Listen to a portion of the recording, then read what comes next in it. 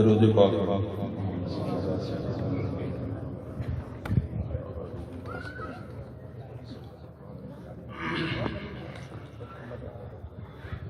الحمدللہ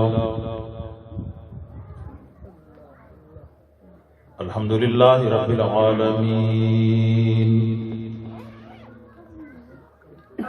والعاقبۃ للمتقین والصلاة والسلام علی سید الانبیاء والمرسلین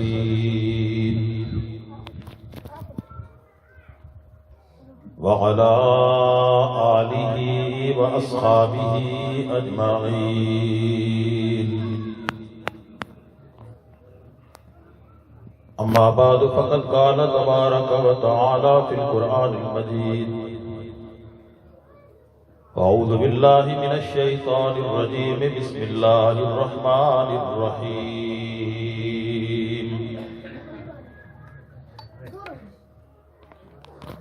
هو الذی ارسل رسولہ بالہدی ودین الحق لِيُظْهِرَهُ عَلَى الدِّينِ كُلِّهِ وَكَفَى بِاللَّهِ شَهِيدًا محمد رسول اللہ والذین معه أشداء على الكفار رحماء بينهم تراهم ركعا سجدا يبتغون فضلا من الله ورضوانا صدق اللہ مولانا العظیم۔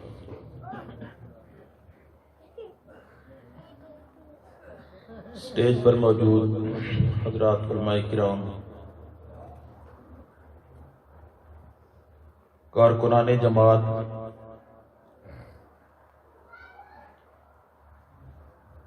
تحریک خدام اہل سنت والجماعت کے جیالے جوشیلے نوجوان، بزرگ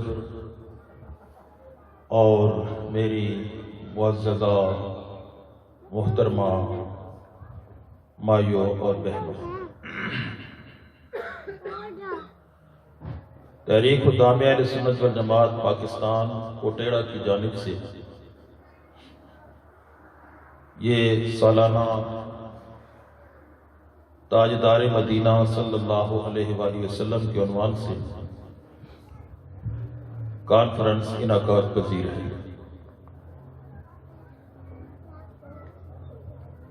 آپ حضرات نے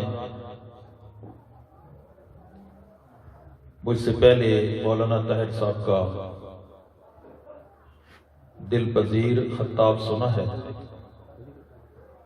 اور میرے بعد بھی مولانا خالد صاحب، علامہ شبیر عثمانی صاحب، ظفر شہزاد صاحب انشاءاللہ العزیز آپ کو خوب محظوظ بھی کریں گے، نعتیں بھی سنائیں گے، سر بھی سنائیں گے، نعرے بھی لگوائیں گے۔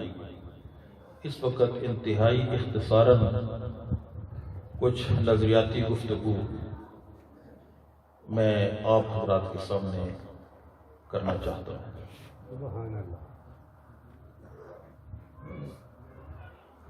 یہ کانفرنسیں، یہ جلسے، یہ اجتماعات،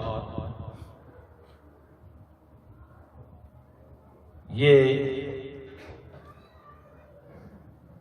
ہمارے ایمان کو جلا بخشتی ہیں، ایمان کو تازگی ملتی ہے، روح کو سکون نصیب ہوتا ہے،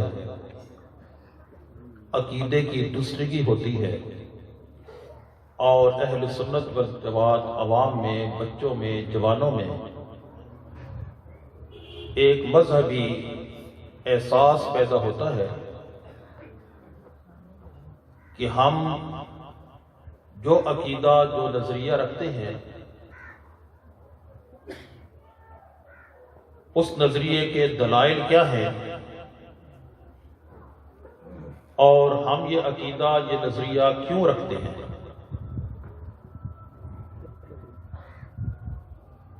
اور اسی طرح ایک مذہبی بیداری پیدا ہوتی ہے۔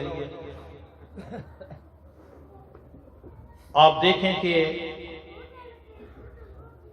یہ کانفرنسیں اور یہ جلسے جب کوٹیڑا میں نہیں ہوتے تھے تو کیا کوٹیڑا کی فضا یہی تھی جو اس وقت ہے؟ کوٹیڑا والے بولے نا، یہی فضا تھی یا نہیں تھی؟ نہیں تھی۔ اب ان جلسوں اور کانفرنسوں سے مذہبی فضا کے اندر تبدیلی پیدا ہوئی ہے،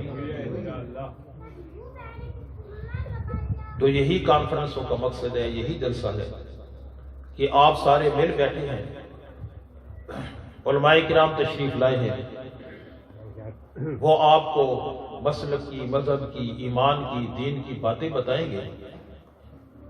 اور بعض دفعہ شیطان عجیب عجیب باتیں جو ہے وہ پڑھاتا ہے کہ دیکھیں جی سال کے بعد ہر سال یہ اتنے اخراجات آپ کر چھوڑتے ہیں، اس کا کیا فائدہ؟ یہ سال کے بعد جو آپ بیلوں کے جلسے کراتے ہیں اس پہ خرچہ کوئی نہیں ہوتا، کیا فائدہ ہوتا ہے؟ سوائے گناہ کی کچھ ملتا ہے؟ اگر یہ خرچ آپ کا ہوتا ہے نا تو یہ خرچ آپ کا کس پہ ہو رہا ہے؟ اپنے مذہب پر، اپنے دین پر۔ اور اللہ کا شکر ادا کریں اور ان احباب کا بھی شکر ادا کریں کہ جو محنت کر کے آپ سے یہ خرچ کرواتے ہیں۔ یہ جو آپ لگاتے ہیں نا پیسے، اس پیسے کی، ان اخراجات کی قدر اور قیمت کا احساس اس وقت ہوگا جب آنکھیں بند ہوں گی۔ یقین کریں کہ آپ کا سرمایہ، آپ سمجھتے ہیں نا کہ میرے پیسے بینک میں اتنے پڑے ہیں، میری اتنی جائیداد ہے، میرا اتنا فلاں ہے فلاں ہے، لیکن یہ آپ کا نہیں، یہ آپ کے وارثوں کا ہے۔ آپ کا وہ ہے جو آپ اپنے ہاتھ سے کسی نیک کام کے اوپر خرچ کر جائیں گے، وہ آپ کا ہے۔ تو بہرحال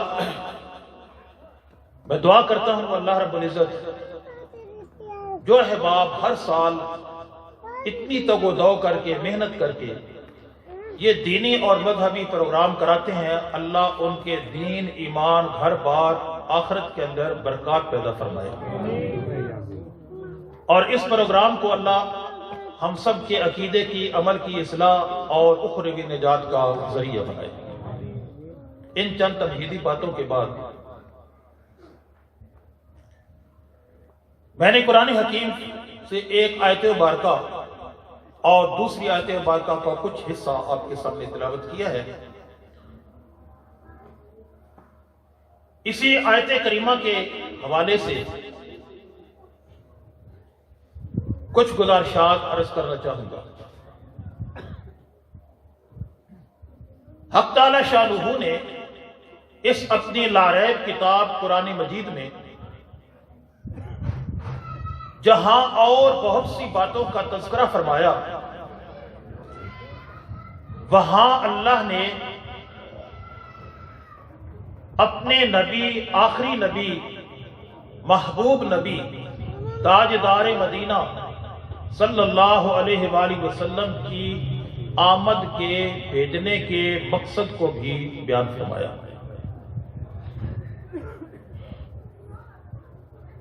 کہ اللہ نے اتنی بڑی یہ کائنات بنائی ہے اور اس کے اندر یہ خزانے اللہ نے رکھے ہیں۔ اللہ رب العزت نے ان تمام مخلوقات کو پیدا کیا ہے جن کو آج ہم آنکھوں سے دیکھتے ہیں یا کانوں سے سنتے ہیں۔ سمندر بنایا، پہاڑ بنائے، ہوائیں چلائی، یہ سارا کائنہ اللہ نے کس کے لیے بنایا تھا؟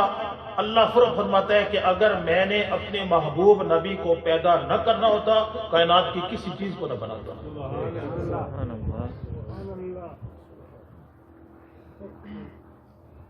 اب اللہ نے اس ساری کائنات کو کس لیے بنایا؟ حضور اکرم صلی اللہ علیہ وآلہ وسلم کے لیے۔ اب ایک سوال یہ ذہن میں اٹھتا ہے کہ اللہ نے حضور کو کیوں بنایا؟ اللہ نے اس اپنے پیغمبر کو کیوں بھیجا؟ آپ کی آمد کا مقصد کیا تھا؟ آپ کو بنانے کا مقصد کیا تھا؟ آپ کو بھیجنے کا مقصد کیا تھا؟ پتہ ہونا چاہیے نا۔ اللہ نے اس آیت کریمہ میں اپنے پیغمبر کی آمد کے مقصد کو بیان کیا۔ فرمایا هو الذی ارسل رسولہ بالہدی، اللہ نے اپنے تعارف کرایا کہ میں وہ ذات ہوں، اللہ وہ ہے کہ جس نے اپنے رسول کو بھیجا بالہدی، ہدایت دے کر، ودین الحق، اور کون سا دین دیا؟ دین حق، دین اسلام دے کر، ہدایت دے کر، دین حق دے کر اللہ نے اپنے پیغمبر اقدس صلی اللہ علیہ وسلم کو بھیجا۔ کیوں بھیجا؟ مقصد بیان فرمایا ایک جملے کے اندر، فرمایا لِيُظْهِرَهُ عَلَى الدِّينِ كُلِّهِ، اس لیے بھیجا کہ میرے محمد کا دین باقی سب باطل دینوں کے اوپر غالب آ جائے۔ اللہ نے اپنے نبی کو کیوں بھیجا؟ غلبے دین کے لیے، دین کو غالب کرنے کے لیے، دین کا سکہ بٹھانے کے لیے۔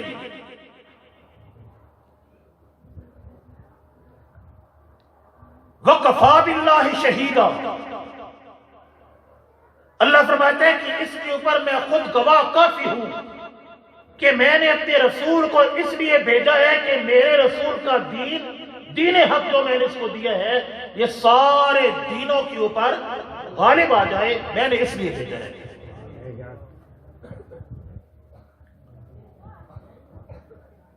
اب دیکھیں کہ اللہ نے جتنے بھی انبیاء کو بھیجا ہے، ہر نبی کے آمد کا کوئی نہ کوئی مقصد ہوتا ہے۔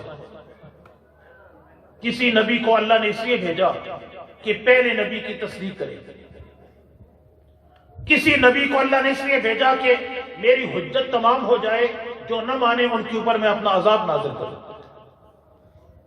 کسی نبی کو اللہ نے بھیجا کسی خاص علاقے، قوم اور لوگوں کی تربیت اور ہدایت کے لیے، لیکن اللہ نے ہمارے نبی کو اس لیے بھیجا کہ اس کا دین سارے دینوں کے اوپر غالب ہو جائے۔ یہ عظیم الشان مقصد ہے پیغمبر اقدس صلی اللہ علیہ وسلم کی آمد کا۔ اب دیکھیں غلبے دو قسم کے ہوتے ہیں، میری گفتگو سننا غور سے۔ غلبوں کی کتنی قسم ہے؟ دو قسمیں ہیں۔ ایک غلبہ ہوتا ہے دلائل کے اعتبار سے، کہ دلیل کے اعتبار سے میرے محمد کا دین سارے دینوں پر غالب ہو، اور ایک غلبہ ہوتا ہے طاقت اور قوت کا غلبہ۔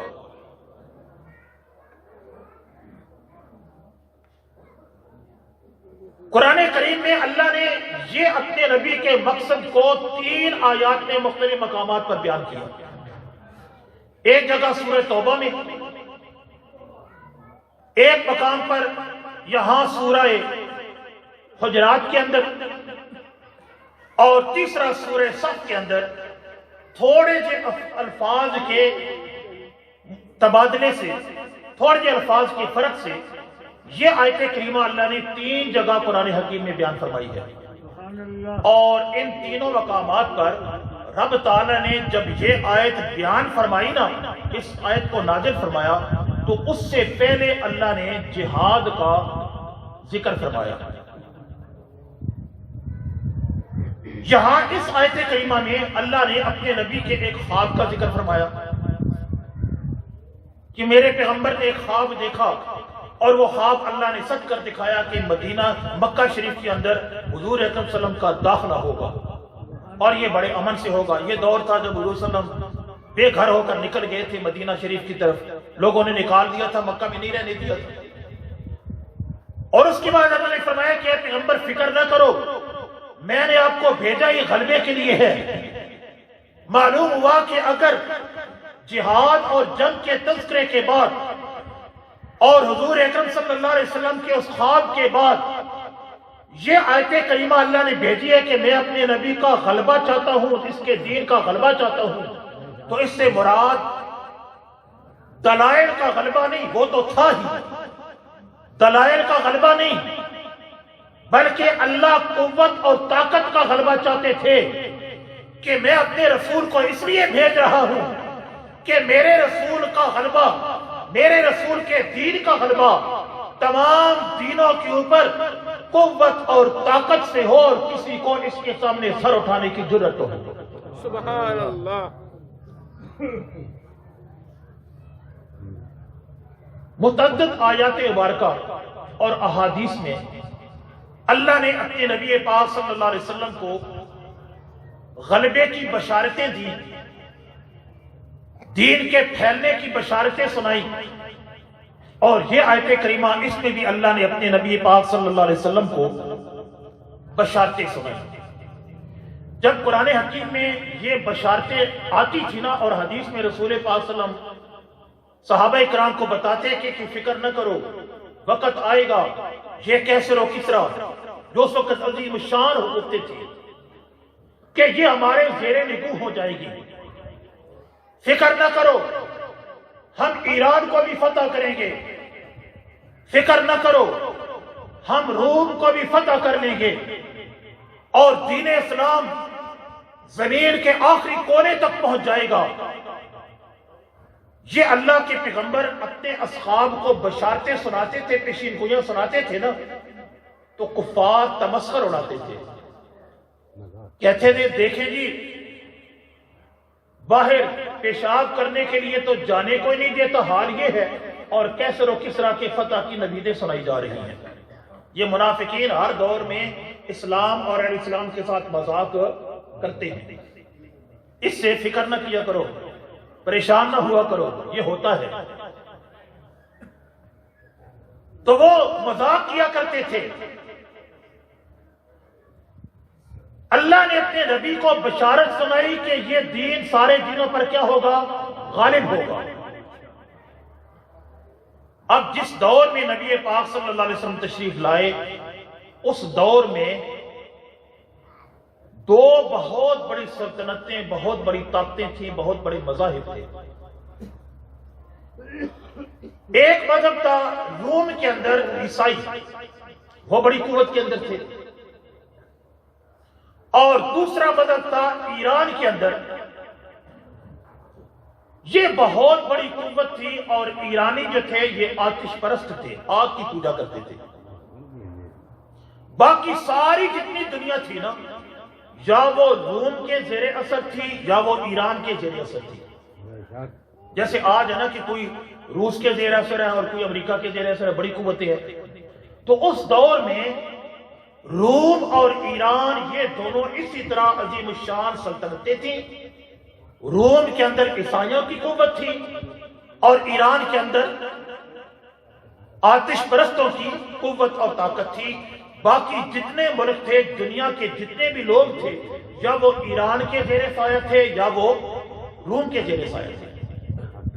ایران کے بادشاہ کا لقب تھا کسرا، بادشاہ جو بھی ہوتا اس کو کیا کہتے تھے؟ کسرا۔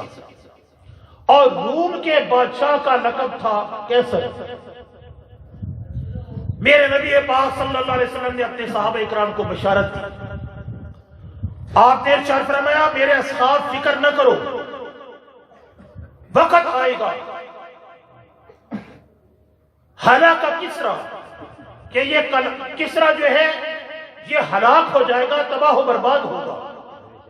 ثم لا یکون کسرا، اور اس کسرا کے بعد پھر کوئی اور کسرا نہیں ہوگا۔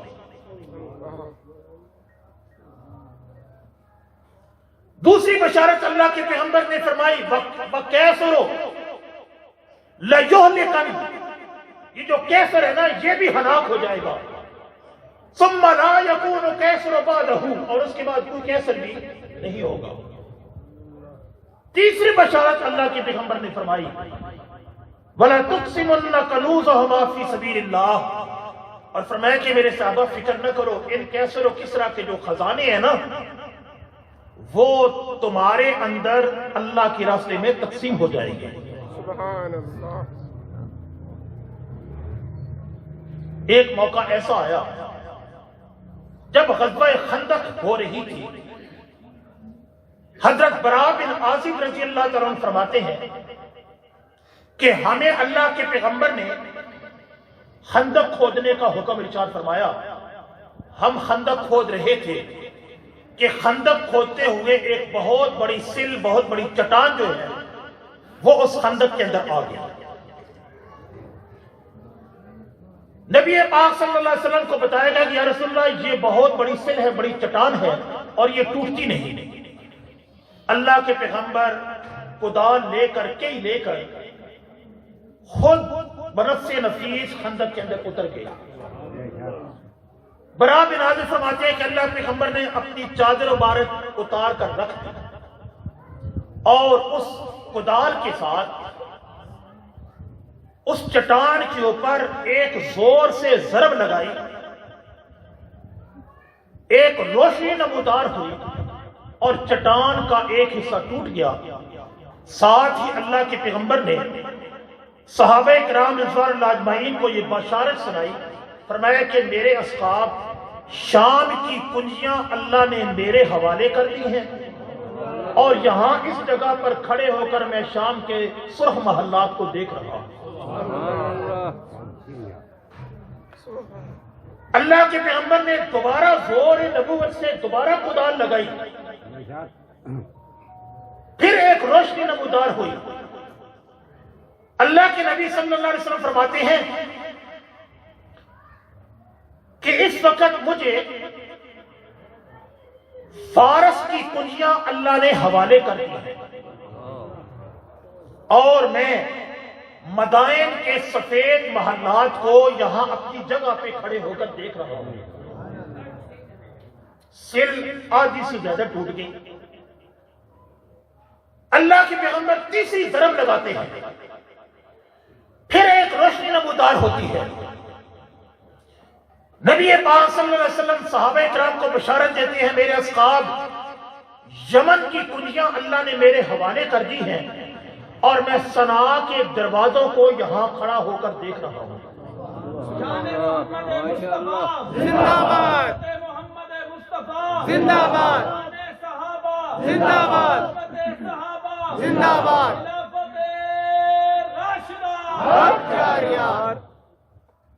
یہ اللہ کے پیغمبر کے الفاظ ذہن میں رکھنا۔ اللہ کے پیغمبر نے کیا فرمایا سب سے پہلے کہ کس کی کنجیاں میرے حوالے کی گئی ہیں؟ شام کی کنجیاں، شام کی کنجیاں میرے حوالے کی گئی ہیں۔ پھر فرمایا کہ فارس کی کنجیاں میرے حوالے کی گئی ہیں۔ پھر فرمایا کہ صنعاء کی کنجیاں میرے حوالے کر دی گئی ہیں۔ اللہ کے پیغمبر نے صحابہ کرام کو یہ بشارت سنائی۔ اس وقت عالم دنیا کے اندر، عالم اسباب میں یہ بات دور دور تک بندہ سوچ بھی نہیں سکتا تھا کہ شام اور صنعاء اور یہ یمن یہ فتح ہو جائے گا ہم سے، سوچ بھی نہیں سکتا تھا، وہ اتنی بڑی قوتیں تھی۔ اللہ کے پیغمبر بشارت سنا رہے کہ اللہ نے میرے حوالے کر دی، میں یہاں کھڑے ہو کر ان کو دیکھ رہا ہوں محلات کو۔ اب زمانے نبوت میں جو اسلام کی سرحدیں تھی، اسلام کی قوت اور غلبہ تھا، وہ صرف اور صرف عرب تک محدود رہا۔ اللہ کے پیغمبر دنیا سے رخصت ہو گئے، شام بھی فتح نہیں ہوا۔ اللہ کے پیغمبر دنیا سے رخصت ہو گئے، صنعاء بھی فتح نہیں ہوا۔ اللہ کے پیغمبر صلی اللہ علیہ وسلم دنیا سے رخصت ہو گئے اور فارس بھی فتح نہیں ہوا۔ اللہ کے پیغمبر فرماتے ہیں کہ اللہ نے یہ کنجیاں میرے حوالے کر دی لیکن فتح نہیں ہوئے۔ اللہ فرماتے ہیں کہ میں نے اپنے پیغمبر کو بھیجا تھا کس لیے؟ غلبے کے لیے، کہ سارے دینوں پر میرے نبی کا دین غالب ہو جائے۔ لیکن اللہ کے پیغمبر تو تشریف لے گئے لیکن سارے دینوں پر غلبہ نہیں ہوا۔ آیا اللہ نے جس مقصد کے لیے اپنے نبی کو بھیجا تھا، کیا اللہ نے وہ مقصد پورا کیا؟ اللہ کے پیغمبر کے دور زندگی میں تو ہمیں نظر نہیں آتا۔ اللہ کے پیغمبر نے جو بشارتیں سنائی، اللہ کے پیغمبر دنیا سے تشریف لے گئے، وہ ملک اسی طرح روم بھی موجود ہے، ایران بھی موجود ہے، باقی قوتیں اسی طرح موجود ہیں۔ اللہ کے پیغمبر تشریف لے گئے، فرماتے ہیں کنجیاں میرے حوالے کر دیں گے، لیکن کنجیاں حوالے وہ نہیں ہوئی۔ تھوڑا سا سوچیں، اس پر غور کریں۔ کیا اللہ رب العزت اپنے پیغمبر کو جس مقصد کے لیے بھیجا تھا اس مقصد کے اندر اللہ اور اس کا رسول کیا ناکام ہوئے؟ نہیں، یہ کامیابی کہاں ہے؟ تلاش کرنے والی یہ بات ہے کہ یہ کامیابی کہاں ہوئی، دین کا غلبہ کہاں ہوا، اس آیت کا مصداق کون بنا؟ اللہ کے نبی نے جو بشارتیں دی تھی کہ یہ ساری فتوحات ہوگی، میرا دین غالب ہوگا، وہ کہاں تھے؟ اللہ کے پیغمبر تشریف لے جاتے ہیں دنیا سے، غلبہ نہیں ہوا پوری طرح، ادیان کی قوتیں باقی ہیں، ایران کے آتش پرست پوری قوت کے ساتھ موجود ہیں، روم کے اندر عیسائیوں کا غلبہ ہے، اللہ کے پیغمبر دنیا سے تشریف لے جاتے ہیں، دور آتا ہے سیدنا ابو بکر صدیق رضی اللہ تعالیٰ عنہ کا۔ سبحان اللہ۔ سن 13 ہجری کے اندر سیدنا ابو بکر صدیق نے مسنا بن حارثہ کو ایک لشکر جرار دے کر ایران کے اوپر غلبے کے لیے بھیجا۔ کئی جنگیں ایران کے ساتھ ہوئی لیکن فتح نہ ملی، بالآخر حضرت ابو بکر صدیق رضی اللہ تعالیٰ عنہ کو ایران اور کسرا ایران کی طرف رخ کرنا پڑا۔ ایران کے اندر حضرت خالد بن ولید رضی اللہ تعالیٰ عنہ کے ذریعے سے فتح ہوئی، یہاں تک کہ یرموک کی وہ جنگ جس کے اندر رستم اور اسفندیار یہ بڑے بہادر جوان تھے جو اس وقت لڑتے تھے، صحابہ اکرام نے ان سب کو نیست و نابود کر دیا۔ سبحان اللہ۔ دمشق فتح ہو گیا۔ اسی طرح سے کیسر روم کے دروازے کے اوپر صحابہ کرام نے دستک جا کر دی کہ تیار ہو جاؤ۔ بہت بڑا ایک معجزہ ہوا، کیسر روم کے محل کے قریب جا کر صحابہ کرام نے بلند آواز سے کلمہ طیبہ پڑھا، کیسر روم کا محل لرزنے لگا۔ سبحان اللہ۔ ماشاءاللہ۔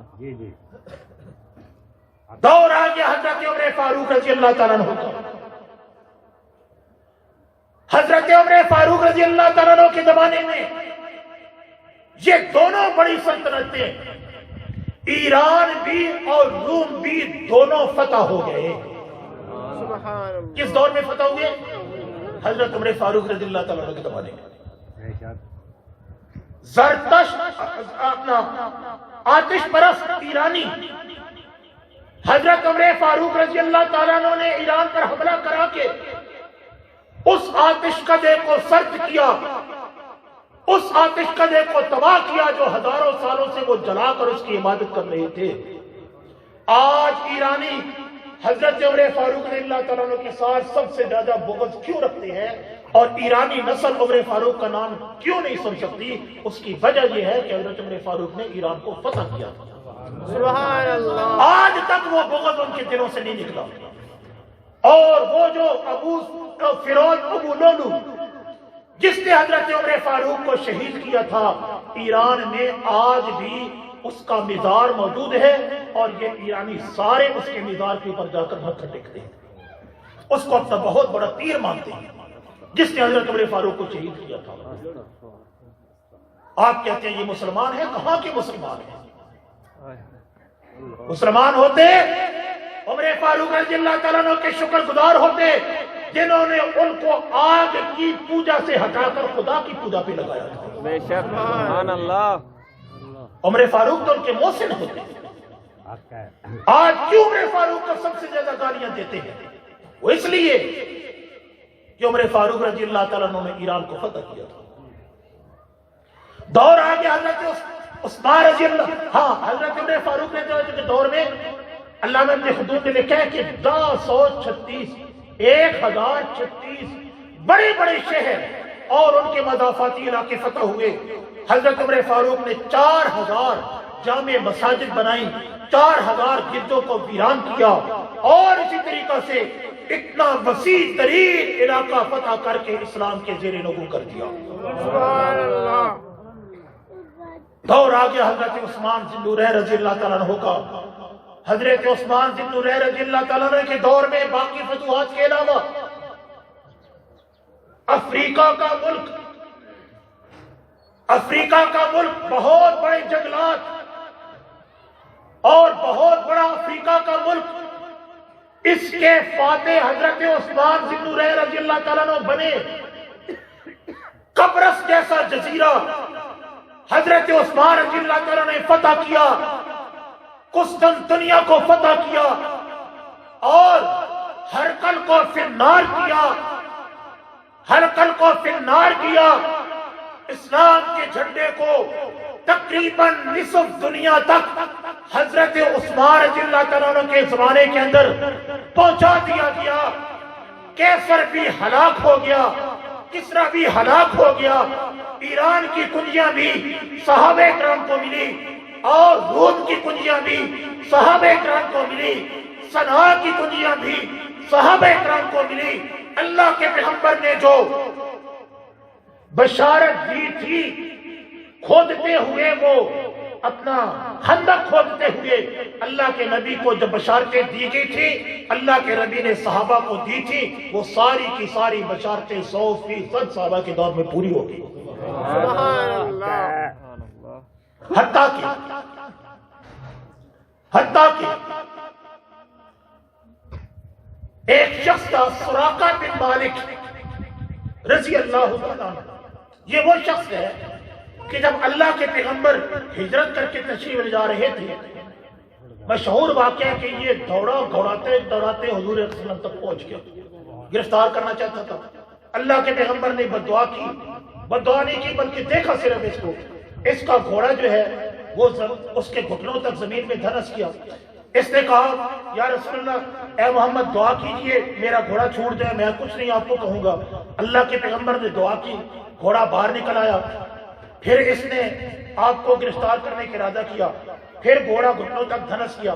تیسری مرتبہ پھر ایسا ہوا، پھر آخر یہ سچے دل سے حضور اکرم صلی اللہ علیہ وسلم کے سامنے توبہ کرتا ہے۔ اللہ کے پیغمبر نے اس موقع کے اوپر سراقہ کو ایک خوشخبری سنائی تھی۔ سراقہ کو ایک خوشخبری سنائی تھی۔ آپ نے فرمایا تھا اے سراقہ، سوچ اس وقت تیرا عالم کیا ہوگا کہ جب کسرا کے کنگن تیرے ہاتھ میں ہوں، جب کسرا کی کنگن تیرے ہاتھ میں ہوں، جب ایران کو حضرت عمر فاروق نے فتح کیا نا، اور کسرا کے وہ کنگن سونے کے حضرت عمر فاروق کے ہاتھ میں آئے، حضرت عمر فاروق نے فرمایا بلاؤ سراقہ بن مالک کو۔ سراقہ بن مالک کو بلایا گیا۔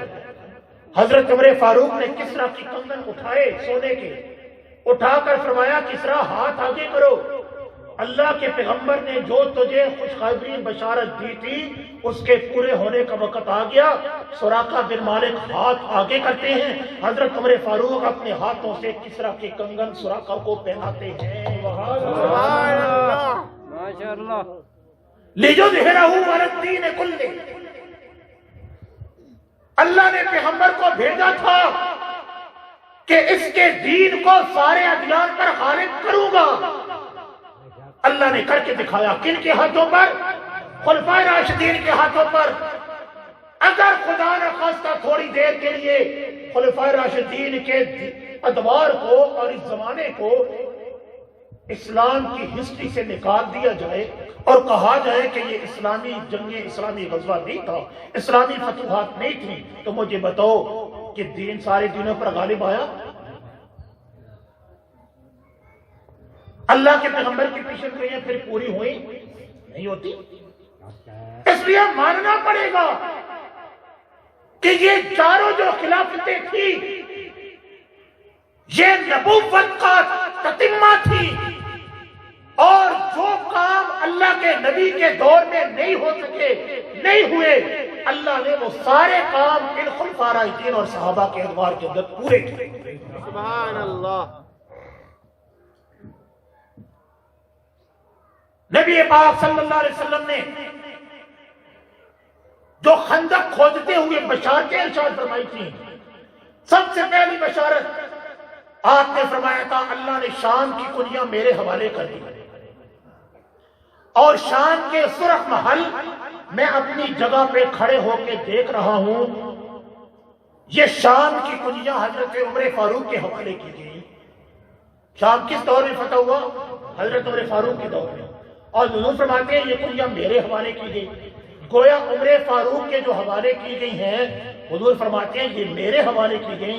عمر فاروق کے دور کو اللہ کے پیغمبر اپنا دور کہہ رہے ہیں۔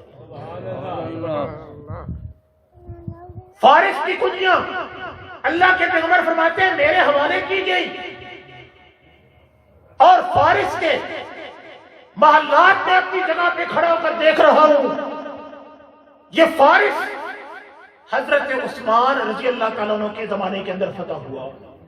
اس کی کنیاں کس کو ملی؟ حضرت عثمان کو۔ حضور فرماتے ہیں میرے حوالے کی گئی، عملاً حوالے کس کی ہوئی؟ حضرت عثمان کے۔ گویا حضرت عثمان کے اس حوالے ہونے کو اللہ کے پیغمبر اپنے حوالے ہونا فرما رہے ہیں۔ اور اسی طرح یمن کی کنیاں اللہ کے پیغمبر فرماتے ہیں میرے حوالے کی گئی۔ یہ یمن فتح ہوا حضرت ابو بکر صدیق کے دور میں، حضور فرماتے ہیں یہ میرے حوالے ہوئی۔ اصل میں حوالے کس کی ہوئی تھی؟ حضرت ابو بکر صدیق کی۔ تو یہ جو ہم اہل سنت والجماعت خلافت راشدہ حق جاریار کہتے ہیں، تو یہ اصل میں اس لیے ہم کہتے ہیں کہ ان صحابہ کو اگر مانا نہ مانا جائے، ان کا انکار کیا جائے، تو دین کے غلبے کا ایک انکار ہوتا ہے، اور حضور صلی اللہ علیہ وسلم کی آمد کا مقصد پورا ہوتا ہوا ہمیں نظر ہی نہیں آتا۔ اگر اللہ کے پیغمبر کو کامیاب نبی، اللہ کے پیغمبر صلی اللہ علیہ وسلم کو ان تمام بشارتوں کے اندر 100% پورا ہوتا نظر آنا دیکھنا چاہتے ہو، اور اللہ کے نبی اللہ رب العزت نے اپنے نبی کو جس مقصد کے لیے بھیجا تھا وہ مقصد پورا ہوتا ہوا دیکھنا چاہتے ہو، تو صحابہ اکرام ان کی خلافتوں کو ماننا پڑے گا۔ اب بات آ گئی حضرت علی رضی اللہ تعالیٰ عنہ کو۔ ہم حضرت علی رضی اللہ تعالیٰ عنہ کو مانتے ہیں، ہم حضرت علی رضی اللہ عنہ کو مانتے ہیں، صرف مانتے نہیں بلکہ اپنے ایمان کا جز اور حصہ سمجھتے ہیں۔ لیکن جہاں تک بات ہے خلافت کی، حضرت علی رضی اللہ تعالیٰ عنہ کے دور میں 1 انچ بھی زمین فتح نہیں ہوئی۔ حق بات یہ، اور تاریخ اٹھا کر دیکھ، جتنی فتوحات میں وہ ان 3 صحابہ کے دور میں ہوئی۔ اس کا مطلب یہ نہیں کہ حضرت علی کے خلافت ناکام نہیں، وہ قرآنی خلافت اپنی جگہ پر حق ہے، لیکن بات ہے غلبہ اسلام کی، بات ہے خلافت علی منہاج النبوہ کی۔ تو ان 3 دوروں میں جو فتوحات ہوئی، حضرت علی کے دور میں فتوحات نہیں ہوئی، یا پھر آ کر حضرت امیر معاویہ رضی اللہ تعالیٰ عنہ کے دور کے اندر ہمیں فتوحات ملتی ہیں۔ تو اگر صحابہ کرام کی خلافتوں کو اور ان ادوار کو نکال دیا جائے تو پھر اسلام کا غلبہ ہمیں کہیں نظر نہیں آتا۔ اس لیے اگر اسلام کا غلبہ مانتے ہو اور ہے، اسلام کی فتوحات مانتے ہو اور ہیں، تو پھر ان 3 خلفاء، ان 4 خلفاء، ان کی خلافتوں کو ماننا پڑے گا۔ اور یہ خلافتیں عام خلافتیں نہیں، وقت نہیں، ورنہ میں عرض کرتا اللہ نے قرآن میں وعدہ کیا تھا، وعد اللہ الذین آمنوا منکم وعملوا الصالحات لیستخلفنہم فی الارض۔ اللہ وعدہ کرتا ہے صحابہ تم سے کہ اللہ تم کو زمین میں حضور کے بعد خلافت عطا فرمائے گا۔ اللہ نے اپنے وعدے کے مطابق ان کو خلافتیں عطا فرمائی، اور انہوں نے خلافتوں کا حق ادا کیا۔ اللہ کے نبی کے دین کا جھنڈا لے کر پوری دنیا کے اندر اسلام کو غالب کیا، اور غالب ایسے نہیں ہو جاتا، غالب ایسے نہیں ہو جاتا، تلوار اور تیر لے کر وہ لڑے، جنگیں کی، جہاد کیا۔ آج بھی جنگ ہے، لیکن آج جنگ آسان ہے، اس وقت جنگ آسان نہیں ہوتی تھی، دو بدو لڑنا ہوتا تھا۔ مخالف بھی تلوار اٹھا کر کھڑا ہے، نیزہ اٹھا کر کھڑا ہے، تیر اٹھا کر کھڑا ہے، تمہارے پاس بھی ہے، اس کے ساتھ دو بدو لڑائی کرنی ہے۔ آسان نہیں تھا. یہ صحابہ کرام کے ساتھ خدائی طاقت تھی, خدائی مدد تھی, جس کی وجہ سے اللہ کے نبی کی دعائیں تھی, جس کی وجہ سے صحابہ کرام کو یہ فتوحات نصیب ہوئی اور دین اسلام آج ہم تک پہنچا ہے. صحابہ کہاں سعودی عرب ہے, کہاں مکہ اور مدینہ ہے, اس وقت وسائل نہیں تھے. لڑتے لڑتے اور علاقوں کو فتح کرتے کرتے آپ کے پشاور تک صحابہ کرام پہنچے ہیں.